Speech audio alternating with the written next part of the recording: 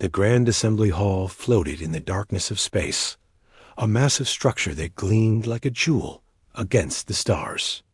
Inside, representatives from 247 different species sat in their designated sections, arranged in circles that rose higher and higher toward the domed ceiling.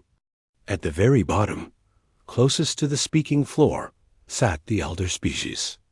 These were the civilizations that had built the Galactic Council thousands of years ago. They controlled the trade routes, the technology, and the rules that everyone else had to follow. Near the middle section, far from the prestigious lower seats, sat the human delegation. Ambassador Minho Kim adjusted his dark blue diplomatic coat and watched the proceedings with tired eyes. He had been attending these meetings for 20 years now, ever since Earth had made first contact with the Council. 20 years of patience, negotiation, and careful diplomacy. 20 years of being treated like children who needed to learn their place. The current speaker was a Valkeen named Vexther, his tall, skeletal frame draped in ceremonial robes that marked him as a senior counselor. His voice echoed through the translation devices that everyone wore. "The proposal to grant humans equal trading status is premature," he said, his tone dripping with condescension. "Earth has only been part of this council for 5 decades. Many species here have contributed for millennia. They must wait their turn, as all young species do." Minho glanced at his assistant, Jiwan Lai, who sat beside him taking notes. The young woman's jaw was clenched tight, her knuckles white as she gripped her data pad. On his other side, Captain Yuna Park stood in her military uniform. Technically there as security, but really present because Minho valued her straightforward perspective on these political games. The vote came quickly. Species after species signaled their approval of the Valkeen position. The ancient civilizations voted as a bloc, as they always did. The middle-tier species followed their lead, afraid to challenge the established order. Even some of the younger species, hoping to curry favor with the powerful, voted against humanity's interests. Minho had expected this outcome, but it still stung. Earth had sent peacekeeping forces to stabilize 3 war-torn regions in the past decade alone. Human engineers maintained dozens of space stations throughout Council territory, working for a fraction of what other species charged. Human doctors had shared medical breakthroughs freely, asking nothing in return. Human patrol ships protected trade routes from pirates, running constant missions that kept commerce flowing safely. None of it mattered. The elder species had decided long ago that humans would be kept in their place, and the rest of the council went along with it. When the session ended, Minho stood slowly. His back ached from sitting through 8 hours of debate. He nodded to Jiwan and Yuna, and together they left the assembly hall. Other delegates brushed past them, some offering sympathetic looks, others barely acknowledging their presence. A Thorian representative actually laughed as he passed, making a comment in his own language that the translator rendered as something about ambitious youngsters. They returned to the human delegation's quarters, a modest suite of rooms in the outer ring of the station. Minho had requested better accommodations years ago, pointing out that species with far smaller delegations receive superior facilities. His request had been denied. Young species, he was told, should be grateful for what they received. Inside the private conference room, Minho's team assembled. Besides Jiwan and Yuna, there were 6 other diplomats, 3 military advisors, and 2 economic specialists. They all looked exhausted and frustrated. "This is insane," Jiwan said as soon as the door sealed behind them. "We've done everything they asked. We've been patient. We've contributed more than species twice our age. And they just voted to delay our trading rights for another century. 100 years. They're price gouging our colony worlds," said one of the economic specialists, a woman named Sorahan. "Medical supplies that should cost 10 credits are being sold to us for 50. Technology that they give freely to other species, they charge us triple for. Our colonies are suffering while we sit here and beg for scraps. Captain Yuna, who had been silent until now, spoke in her calm, measured way. I've been receiving reports from Fleet Command. Human ships are stretched thin protecting Council trade routes. We're running twice as many patrols as any other species, and we're not being compensated fairly for it. Meanwhile, the Valkene and Thorian fleets sit in their home systems, protected by our work. Minho listened to all of them. He had heard these complaints before, had made them himself in countless meetings with Council leadership. Nothing ever changed. The system was designed to keep humanity in a subordinate position, and the elder species would never willingly give up their advantages. I spoke with Vex there after the session, Minho said quietly. I asked him, privately, what humanity needed to do to earn equal status. Do you know what he told me? The room fell silent. He said that humans should be grateful we're allowed to participate at all. He said our species is too aggressive, too unpredictable, too young to be trusted with real power. He said we should spend the next few centuries learning humility. Jiwan slammed her hand on the table. Humility? We've been nothing but humble. We've accepted every insult, every delay, every unfair rule they've thrown at us. I know, Minho said.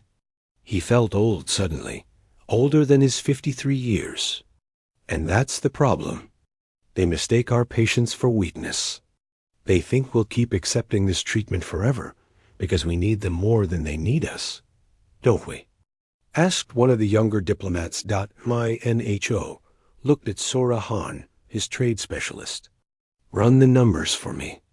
What happens if we withdraw completely? No more council trade, no more joint operations, no more cooperation. Just Earth and our colonies, operating independently. Sora pulled up her datapad and worked quickly. The room waited in tense silence. After several minutes, she looked up with surprise in her eyes. We'd survive, she said slowly. Our colony worlds produce enough resources to be self-sufficient. We'd have to restructure some supply chains, but it's doable. Actually, without the Council's price gouging and trade restrictions, our economy might improve. What about defense? Yuna asked. Earth's fleets are the strongest in our sector, one of the military advisors replied. The Council relies on us more than we rely on them for security. Minho stood and walked to the window. Outside, he could see Council ships coming and going, the busy traffic of a civilization that spanned thousands of worlds. Earth was just one small part of this vast network. But maybe, he thought, that network needed Earth more than it realized. I'm tired, Minho said finally. I'm tired of begging for basic fairness. I'm tired of watching our people suffer while we play these political games. I'm tired of being treated like children by species who have forgotten what it means to build something new. He turned back to his team. Tomorrow morning, we pack up and leave. All of us. We withdraw from every council committee, every joint operation, every agreement. We go home, and we let them see what the galaxy looks like without humanity propping it up. Jiwan's eyes went wide. You're serious. Completely serious. Draft a formal withdrawal notice. Keep it simple. We're done negotiating with people who will never see us as equals. The next morning, the human delegation's seats in the Grand Assembly Hall stood empty. On every council communication channel, the same message appeared in 247 languages.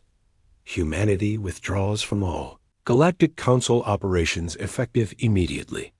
We will no longer participate in a system designed to exploit us. Do not contact us unless you are prepared to treat us as equals. This is not a negotiation. This is a farewell. Ambassador Minho Kim watched Centrum Prime shrink in the view screen as their ship jumped to faster-than-light travel. He didn't know what would happen next. He didn't know if he'd made the right choice. But he knew he was done begging, The galaxy was about to learn a hard lesson about taking things for granted. Counselor Vexter read the human withdrawal message 3 times, certain he had misunderstood something. But no, the translation was clear. The humans were actually leaving. He felt a surge of satisfaction mixed with contempt. Typical human arrogance, he thought. They would come crawling back within weeks, possibly days. Young species always did when they realized how much they depended on the Council's infrastructure and protection. He called an emergency meeting of the senior council members, most of whom shared his amusement. A Thorian trade minister named Kira attended via hologram, her multiple eyes blinking in what might have been concern. But Vexter dismissed her worries. "Let them go," he announced to the assembled leaders. "They'll learn their lessons soon enough. Without access to our trade networks, their economy will collapse. Without our protection, their colonies will be vulnerable. Give them a month, maybe 2, and they'll be back begging for reinstatement." Most of the council members agreed. A few suggested perhaps they had been too harsh, but Vexter shut down that discussion quickly. The hierarchy had to be maintained. Young species needed to understand their place, or the entire system would fall apart. The first 3 days after humanity's withdrawal were quiet. Then the reports started coming in. A convoy of Valkene merchant ships traveling through the Outer Rim sect. Or sent a distress call. Pirates had attacked them, something that hadn't happened in years, because human patrol ships regularly swept those routes. The convoy waited for the usual human response fleet to arrive. No one came. 3 ships were destroyed, and millions of credits worth of cargo was stolen. Vexter frowned when he read the report, but dismissed it as coincidence. Pirates got lucky sometimes. By day 7, 12 more convoys had been attacked across 4 different sectors. The Galactic Security Force scrambled to respond, but their ships were slower to deploy and less experienced in anti-piracy operations. The humans had been handling most of those patrols for years. Vexter realized with growing unease. He had never bothered to track exactly how much work humanity was doing, because it hadn't seemed important. On Earth, Jingwu Choi sat in his office at the Ministry of Colonial Affairs, coordinating the massive reorganization of human trade networks. Reports came in from every colony world, asking for guidance, resources, and reassurance. He worked 18-hour days alongside his staff, routing supplies, establishing new trade agreements between human worlds, and cutting out the council middlemen who had been taking huge percentages for decades. The Mars Agricultural Stations can increase output by 30% if we give them the equipment they've been requesting for years, his assistant told him. The council kept saying no because they wanted Mars to buy food from Thorian suppliers. "Approve it," Jinwu said immediately, "and get me a list of every other colony that's been artificially limited by council trade restrictions. We're removing all of those barriers." Within 2 weeks, something remarkable happened. Human colonies that had been struggling under council economic policies started thriving. Without the price gouging, without the forced reliance on expensive council suppliers, the human economy began to grow at a rate that shocked even Jinwu's most optimistic projections. Back on Central Prime, Trade Minister Kira stared at her economic models with growing horror. She had run the calculations 3 times, checking her work obsessively. The numbers didn't lie. The council economy was contracting. It started small, a few percentage points here and there, but the trend was clear and accelerating. Human consumers had been a massive market for council goods. Human workers had been maintaining infrastructure at bargain prices. Human ships had been protecting trade routes for minimal compensation. Human engineers had been designing and repairing systems throughout council space. All of that had stopped. Kira brought her findings to the senior council, including Vexther. She projected the data on the central display, showing the economic impact spreading like cracks through ice.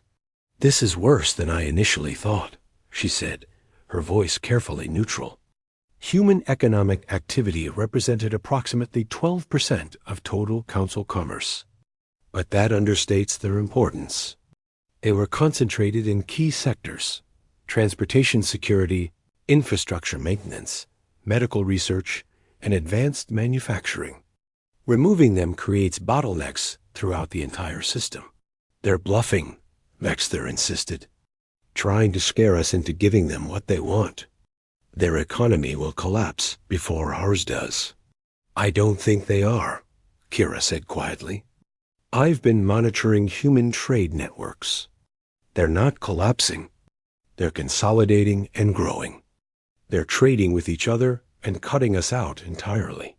1 month after humanity's withdrawal, a council research station in the Outer Rim sent a desperate distress signal. Raiders were attacking in force, overwhelming the station's minimal defenses. The station director sent priority messages to every nearby military installation, begging for help. The closest ships belonged to Captain Una Park's fleet, positioned just 2 light hours away. For 30 years, human ships had responded instantly to such calls. Every species in the council had grown accustomed to it. Human ships were always there, always ready, always willing to help.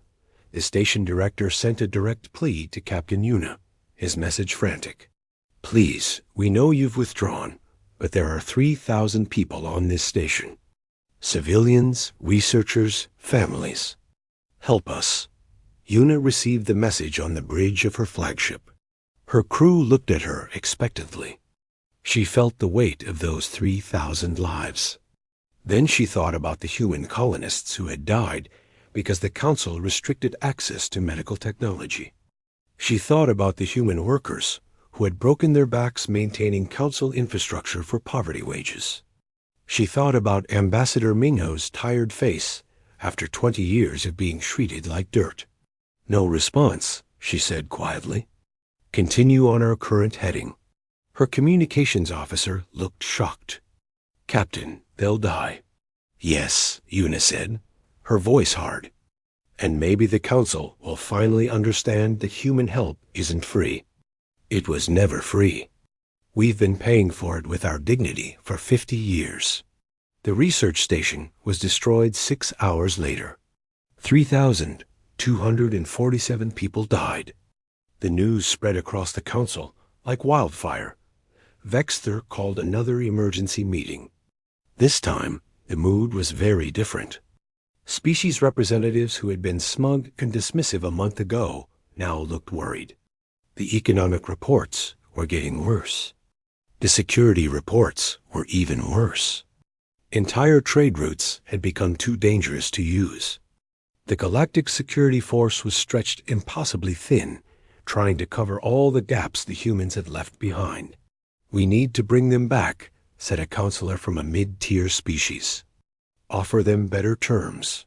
Compromise." "Absolutely not," Vexther snapped. "We do not negotiate with species who abandon their responsibilities." The humans made a commitment to this council. They don't get to just walk away.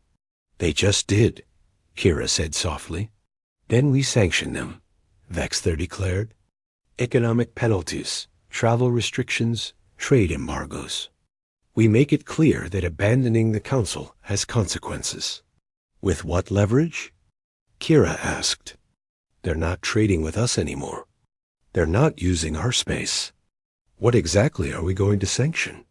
The meeting dissolved into arguments. Species that had always voted together started disagreeing. Some wanted to reconcile with humanity.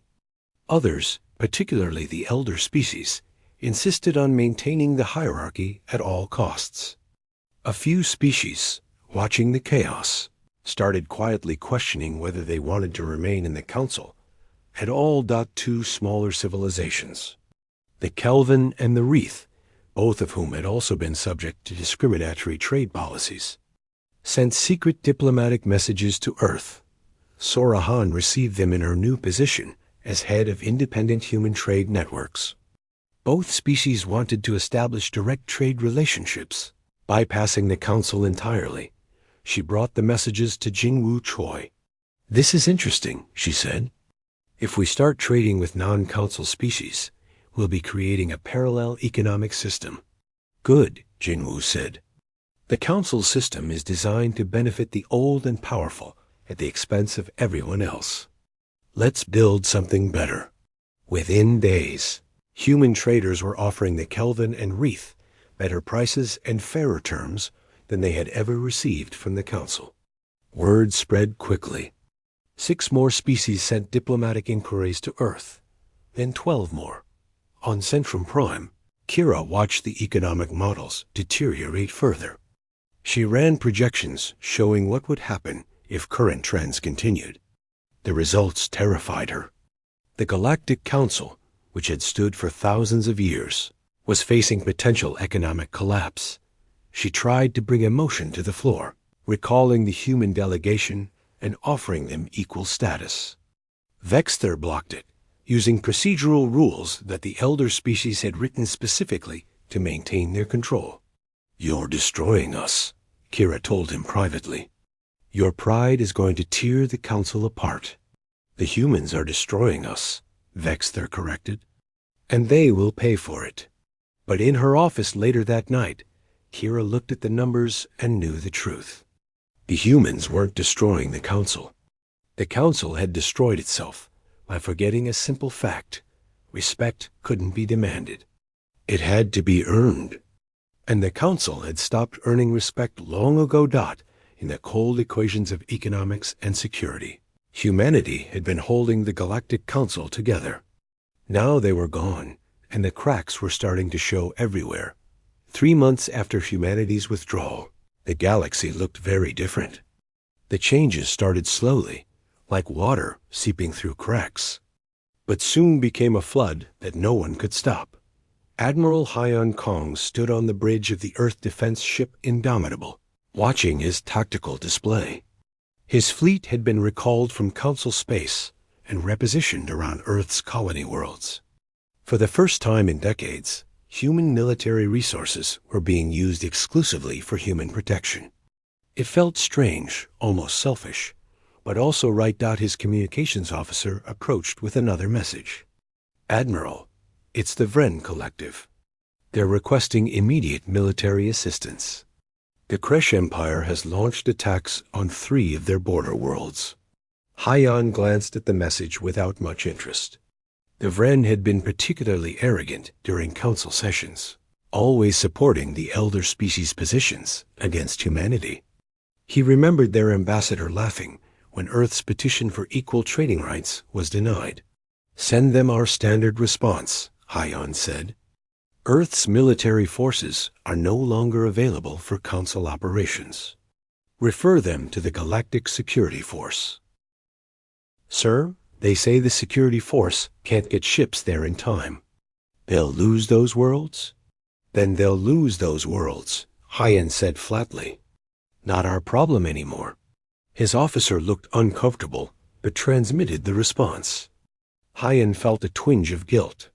Good people would die on those Vren worlds, people who had nothing to do with council politics. But he pushed the feeling aside. For 50 years, good people had died on human worlds because the council withheld technology and resources. Where was the Vren Collective's concern then? On a research station orbiting Earth, Dr. Yoonji Song was dealing with her own crisis. A plague had broken out on Vren colony worlds, a fast-moving disease that was killing thousands. The Vren government had sent desperate messages begging for human medical assistance. Yoonji had studied this particular disease for years. She had developed a vaccine 18 months ago and had been preparing to share it with the Council's medical database, as human researchers had always done. But that was before humanity withdrew. Now she sat in her laboratory, looking at the vaccine samples, while her assistant Dao waited for her decision. "We can save them," Beihao said quietly. We have enough vaccines stockpiled to treat their entire population. For free? Yoonji asked. Like we've done for 50 years, sharing our research while they charged us triple for theirs? People are dying. People are dying on human worlds too, Yoonji said, her voice harder than she intended. When the Council restricted our access to medical technology, when they price gouged our colonies, where was the Vren's compassion then? She pulled up the message from the Vren health minister. It was desperate, begging, promising anything for the vaccine. Yoonji drafted her response carefully. We will provide the vaccine, she wrote. In exchange for full recognition of human medical sovereignty, unrestricted access to all Vren medical research, and payment of fair market value. These terms are non-negotiable. Every hour you delay, more of your people die. Choose quickly. She sent the message and felt sick. Was she really using dying people as leverage? But then she remembered the human children who had died from preventable diseases because the Council restricted access to medical technology, claiming humanity needed to develop their own solutions. This was the system the Council had created. Now they could live with it. Meanwhile, Daho Nam, a human industrialist, was revolutionizing galactic trade. Before the withdrawal, Council regulations had forced human companies to operate through licensed Council intermediaries, who took massive cuts and controlled pricing. Now, freed from those restrictions, Daiho was offering direct trade to any species willing to work with him. His breakthrough came with the Kelvin Confederation, a mid-tier species that had always struggled under Council trade policies. Daiho offered them mining equipment at 40% below Council prices, with flexible payment terms and no intermediary fees. The Kelvin jumped at the deal. Within weeks, 18 other species contacted Daiho's company. They had all been watching, waiting to see if humans would really break from the Council system. Now they saw it was possible, and they wanted in. Daiho sat at his office, reviewing contracts, and smiled. He was getting rich, yes, but that wasn't what excited him. He was watching an entire economic order collapse, replaced by something fairer. The Council monopolies that had controlled galactic trade for centuries were crumbling, and there was nothing the elder species could do to stop it. On Centrum Prime, the Grand Assembly Hall had become a place of chaos. The carefully controlled proceedings that had defined Council operations for millennia were breaking down. Species shouted at each other across the chamber. Ancient alliances fractured. The younger species, emboldened by humanity's example, were demanding reforms. Councillor Vexter tried to maintain order, but his authority was evaporating. When he called for votes, species ignored him. When he invoked ancient protocols, representatives openly mocked him. The system he had spent his entire life defending was collapsing around him. Trade. Minister Kira presented another economic report, and it was devastating. The Council economy had contracted by 38%. Unemployment was rising across dozens of worlds. Trade routes that had been prosperous for centuries were now empty because no one could afford Council protection fees. And the security force couldn't keep them safe. We're in crisis, Kira told the assembled councilors. Not just economic crisis, but existential crisis. 17 species have formally withdrawn from the Council. 23 more have filed notices of intent to withdraw. If this continues, the Council will cease to exist. This is the humans' fault, Vexter declared. They abandoned their responsibilities, and now they're poaching our members, offering them sweetheart deals to undermine us. No, said a Kelvin representative, standing up in defiance. This is our fault. We built a system that exploited young species and enriched the old. We treated all eyes like servants. The humans didn't destroy the Council. They just stopped holding it together. The Kelvin representative walked out, followed by 6 others. Another withdrawal, happening in real time. The crisis reached its peak when the Kresh Empire, seeing the Council's weakness, launched a major offensive. They had been contained for decades by the threat of Council military response, but now they saw opportunity. Their fleet struck fast and hard, overwhelming local defenses. 3 Council systems fell in 1 week. The Galactic Security Force scrambled to respond, but they were undermanned, poorly coordinated, and using equipment that was breaking down without human engineers to maintain it. A major battle near the Vren home system ended in catastrophic defeat. The Council lost 47 ships, including 2 carriers.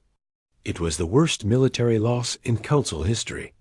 Desperate military commanders sent priority messages to Admiral Hyan, begging for human intervention. They offered money, technology, anything. Hyan read the messages and felt that same twinge of guilt. But he also felt satisfaction. For decades, Council species had treated human military personnel like hired muscle, taking their sacrifices for granted. Now they understood what those sacrifices were worth.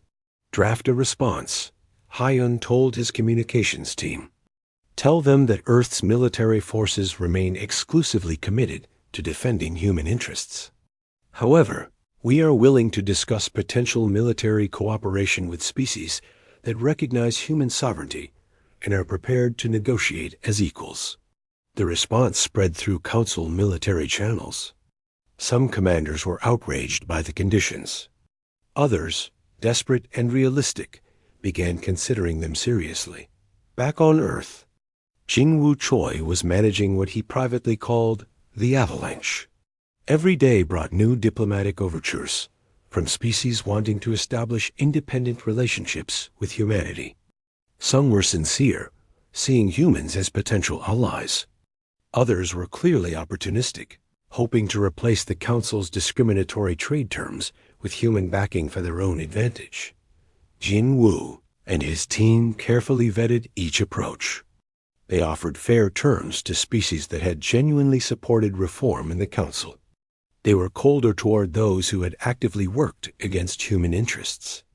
And they completely ignored the elder species, who were now sending conciliatory messages while refusing to actually acknowledge any wrongdoing.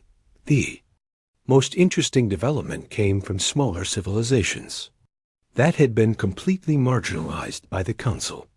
These species had never had voting rights, had been forced to accept whatever terms the elder species dictated, and had spent centuries quietly resenting their treatment.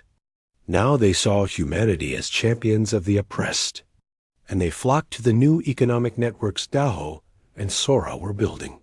One evening, Jinwoo met with Ambassador Minho, who had retired to his home in Seoul, but still advised on major decisions. They sat in Minho's small garden, drinking tea and watching the sunset. Did you think it would go this far? Jinwoo asked. Minho was quiet for a moment. Honestly? No. I thought we'd suffer for a few years, and maybe the Council would make some small concessions. I didn't expect the whole system to start collapsing. We broke it. No, Minho said firmly. It was already broken. We just stopped pretending it worked. There's a difference. 3 months after the withdrawal, Councillor Vexter faced a vote of no confidence from his own civilization. The Valkene government blamed him for the crisis, claiming his inflexibility had driven humanity away. He lost the vote and was forced to resign in disgrace. His final act as councillor was to propose sanctions against humanity, declaring them enemies of galactic civilization. The motion required a 2/3 majority to pass.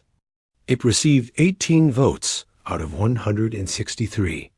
Even his allies had abandoned him. As Vexter cleared out his office, he looked at the empty assembly hall and realized the truth. The council he had devoted his life to serving was dying. And the humans, the young upstart species he had dismissed so easily, had killed it simply by refusing to be exploited anymore. The galaxy was changing, and there was no going back. 6 months after humanity's withdrawal, the Galactic Council was a fraction of its former self. the Grand Assembly Hall that once held representatives from 240. 7 species now barely filled half its seats. Economic reports showed a 42% contraction, and the military situation had become desperate. The Kresh Empire had captured 12 systems, and no one could stop their advance. Chancellor Morit of the Kelvin Confederation sat in his private office on Centrum Prime, preparing for the most important meeting of his career. The Kelvin had always been moderates, caught between the arrogant elder species and the exploited younger ones. Now, with the council collapsing, the moderates were finally in control. And Morit knew the only way to save the council was to bring humanity back.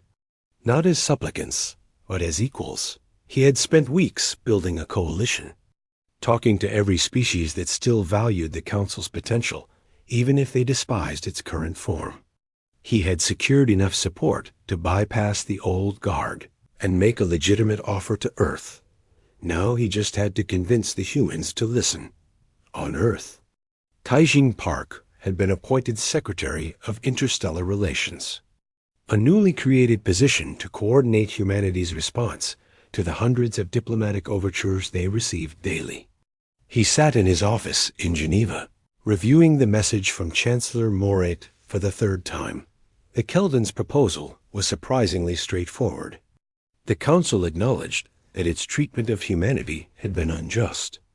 They were prepared to negotiate a new framework that would guarantee equal rights for all member species, regardless of age or military power. They wanted humanity to return to the Council, but they understood it would require fundamental reforms. Taijin scheduled a conference call with the leaders of human colony worlds, Ambassador Minho, and key military and economic officials. They needed to decide how to respond. "It could be a trap," said Admiral Hyan from his flagship. "They've lied to us before, said nice things, and then voted against us anyway." "The Council is desperate," countered Sorahan. "They've lost too much. If this is a trick, they're risking everything on it." Minho, joining via video link from Seoul, looked thoughtful. "The question isn't whether they're sincere now. The question is whether we can create a system that prevents them from backsliding later. Words are easy. We need structural changes." "We should make demands," Jiwan Li suggested. She had been promoted to Director of Diplomatic Strategy and had become more hardline after watching the Council's collapse. Not just equal status, but reparations. Accountability for the economic exploitation. Real reforms written into permanent law. Taijin listened to all of them, then made his decision. "We respond, but we set strict conditions. Everything must be transparent. The negotiations happen on Earth, not Centrum Prime. We bring representatives from other marginalized species to the table, and we make it clear that we're not desperate to come back. If they won't meet our terms, we're perfectly fine staying independent." The message went out the next day. Earth would engage in preliminary discussions, but only if the Council agreed to several preconditions. First, all negotiations must acknowledge humanity as a fully equal partner. Second, any agreement must include compensation for decades of discriminatory trade policies. Third, the new framework must apply equally to all species, not just humanity. And fourth, the elder species must publicly acknowledge their mistakes. Chancellor Morit received Earth's response and felt both relief and anxiety. The humans were willing to talk, but their demands were harsh. The elder species would hate it, especially the requirement for public acknowledgement. But Morit knew the Council had no choice. He scheduled an emergency session and prepared to fight the political battle of his life. The emergency session was chaos. Elder species representatives shouted that the human demands were outrageous, that they would never apologize to a younger species, that the entire proposal was humiliating. But their voices carried less weight now. Too many species had left. Too many others were threatening to leave. The elder species have lost their majority. Kira, who had become the pragmatic face of the crisis response, stood and addressed the chamber. "We can argue about pride and tradition," she said, her multiple eyes sweeping the room, "or we can face reality. The Council is dying. In 6 months, we have lost 30 species. Our economy has collapsed. Our military is being destroyed by the Kresh. We need the humans more than they need us, and that means we negotiate on their terms." "Never," declared a Valkeen representative. "We do not bow to ultimatums from children." "Then enjoy presiding over ruins," Kira shot back. "Because that's all that will be left if we don't fix this." The vote was close, but it passed. The Council would accept Earth's conditions and send a delegation to begin negotiations. Morit would lead it, along with Kira and representatives from several moderate species. Notably absent would be any members of the old guard who had most vehemently opposed human equality. 2 weeks later, Chancellor Morit arrived on Earth, accompanied by 20 diplomats representing various council factions. They landed in Geneva and were escorted to the neutral conference facility the humanity had prepared. Morit noticed the subtle message in everything. The humans weren't meeting them on Centrum Prime, in Council territory. The Council was coming to them. Ambassador Hana and met them in the conference center lobby. She was younger than Minho, perhaps 40 years old, and carried herself with absolute confidence. Where Minho had been patient and diplomatic, Hana radiated the quiet certainty of someone who knew she held all the cards. "Chancellor Morit," she said, greeting him formally. "Welcome to Earth. I trust your journey was comfortable." "Thank you." "Ambassador M, we appreciate humanity's willingness to engage in these discussions." "Discussions," Hana repeated, as if tasting the word. "Let's be clear about what this is. You're here because the Council is collapsing, and you need us to save it. That gives us significant leverage, and we intend to use it." Morit appreciated her directness. "We understand that. We're prepared to make substantial concessions." "Good, because we're not just negotiating for humanity anymore. We're also representing the Kelvin, the Wreath, and 14 other species who have reached out to us about creating a fairer system. If the Council wants to survive, it needs to work for everyone, not just the old and powerful." The negotiations lasted 3 weeks. They were intense, sometimes angry, but productive. Hannah and her team came prepared with detailed documentation of every discriminatory policy, every unfair trade practice, every instance of the Council exploiting younger species. They didn't just want change. They wanted acknowledgement. The breaking point came during the second week, when Kira tried to negotiate lower reparations payments. Hannah shut down the session and prepared to leave. "Wait," Kira said. "Please. We can't afford what you're asking." "You can't afford not to pay it," Hannah replied. "For 50 years, you overcharged us, withheld technology, and exploited our labor. You owe us, and we're giving you the chance to make it right. If you're not willing to do that, then we're done here, and the Council can finish collapsing on its own." She stood to leave. Morat intervened, placing himself between Hannah and the door. "You're right," he said quietly. "Everything you've said is right. We were arrogant. We exploited you.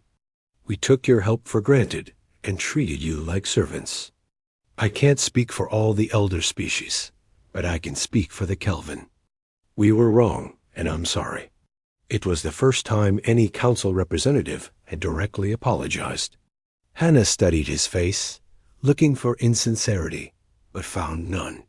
"Apologies are easy," she said, "especially when you're desperate." "Yes," Morit agreed. "So let me offer something harder.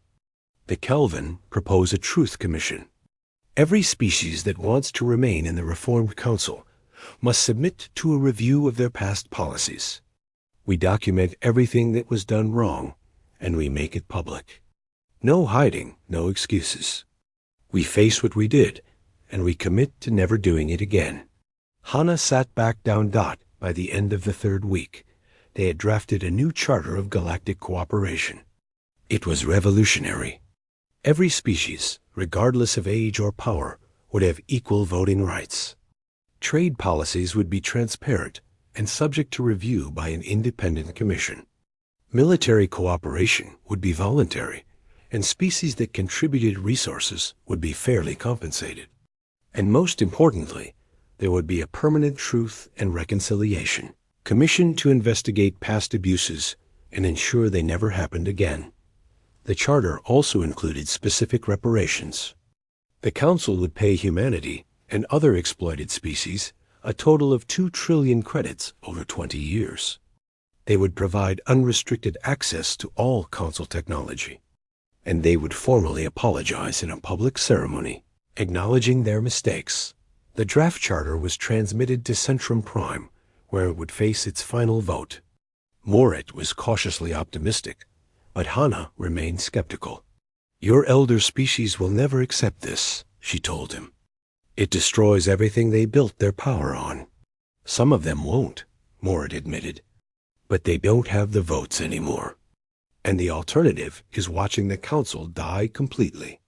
The vote was scheduled for 1 week later.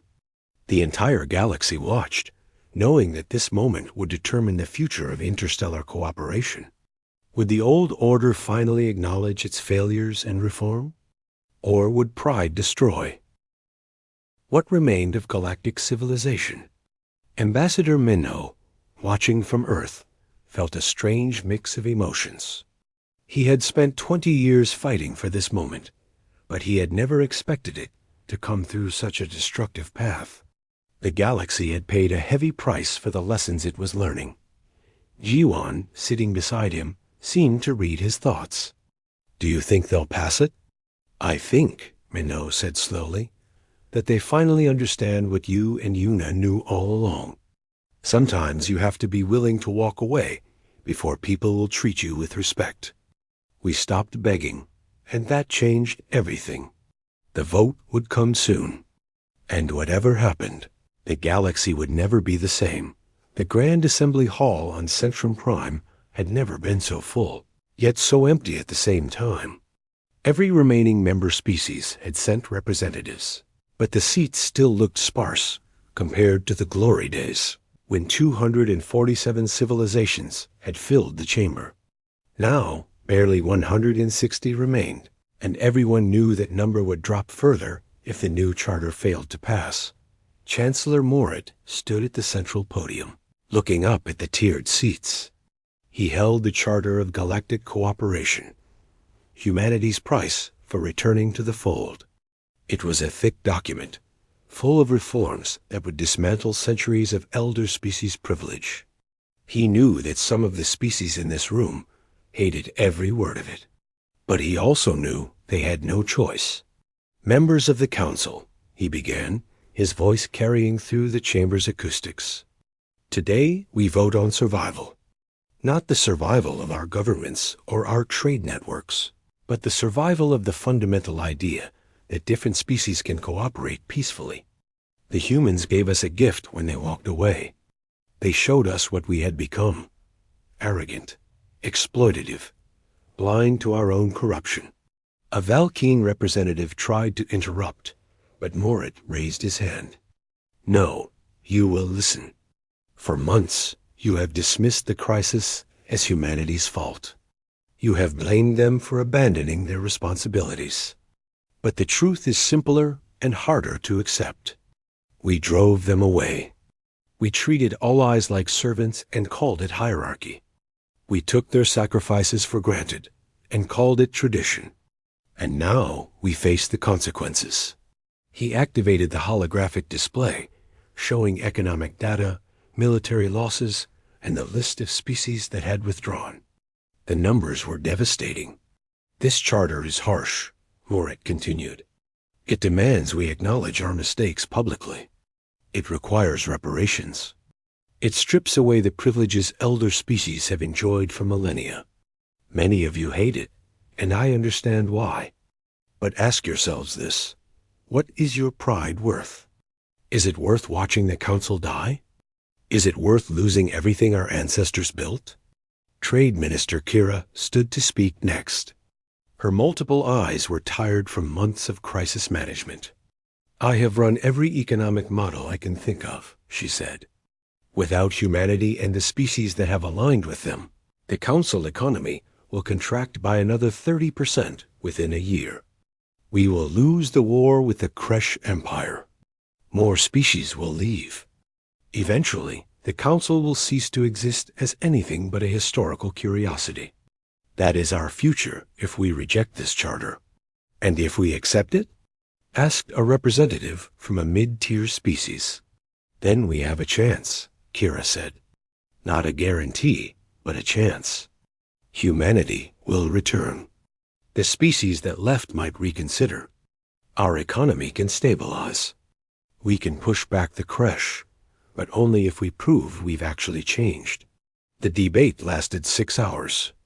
Elder species representatives argued passionately against the charter, calling it humiliating and unprecedented. They claimed it would destroy the council's dignity and authority. But their voices sounded hollow now. Too much had been lost. Too many species had suffered under the old system. Finally, the vote was called. Each species representative pressed their decision into the voting system.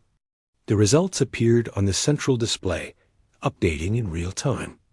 As the numbers climbed, Morit held his breath. The charter passed with 78% approval.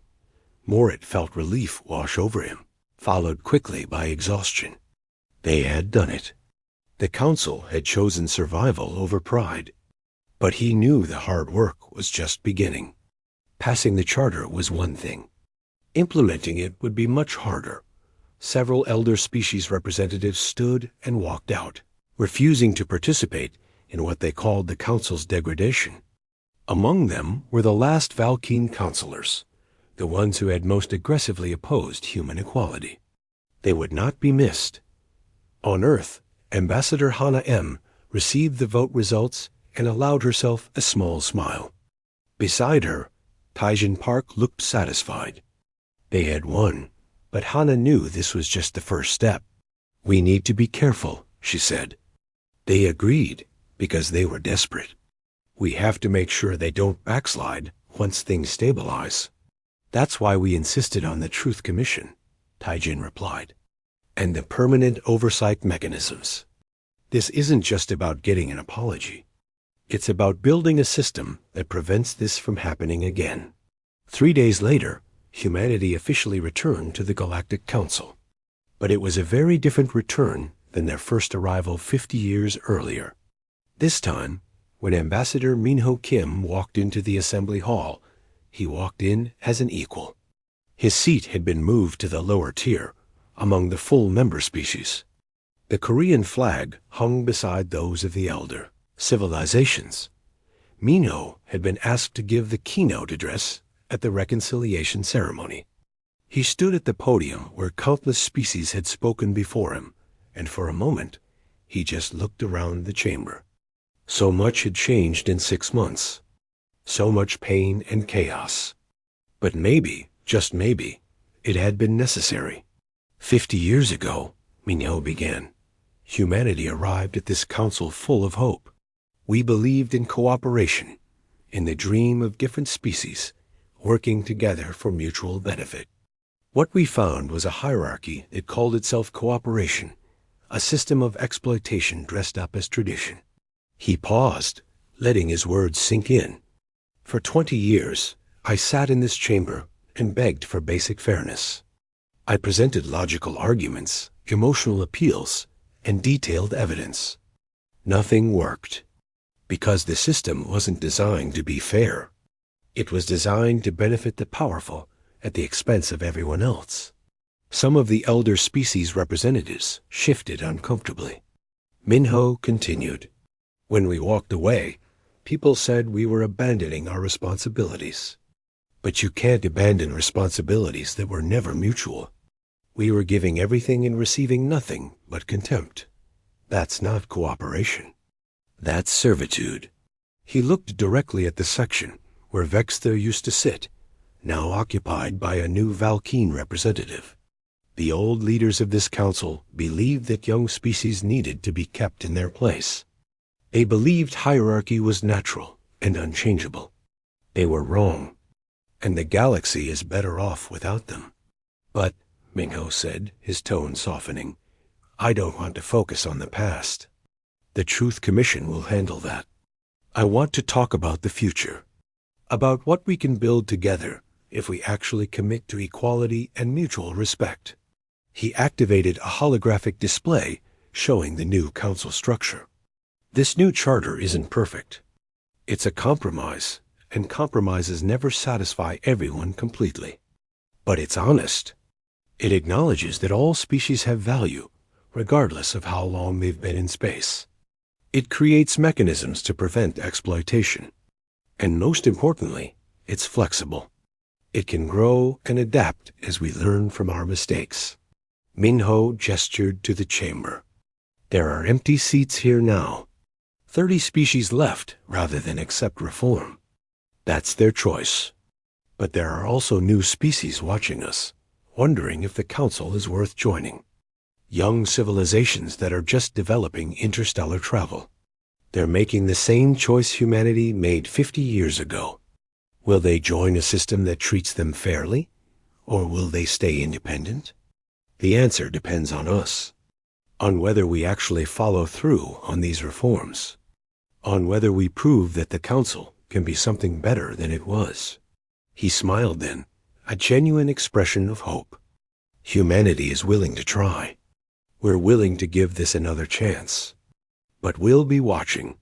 And if the old patterns return, if species start getting exploited again, we won't hesitate to walk away again. Because we've learned something important. We don't need the council.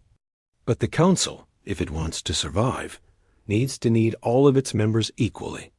The chamber was silent when Minho finished. Then slowly, applause began. It started with the Kelvin delegation and spread through the moderate species.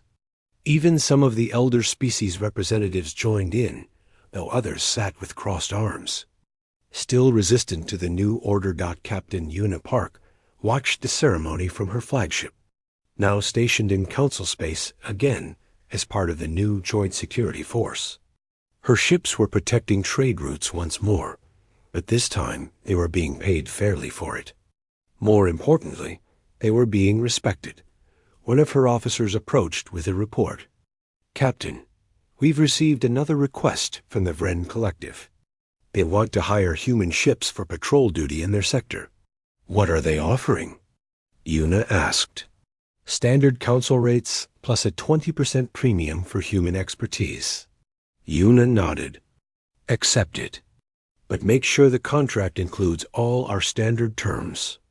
Fair compensation, proper maintenance support, and mutual respect. We're not cheap labor anymore? Yes, ma'am.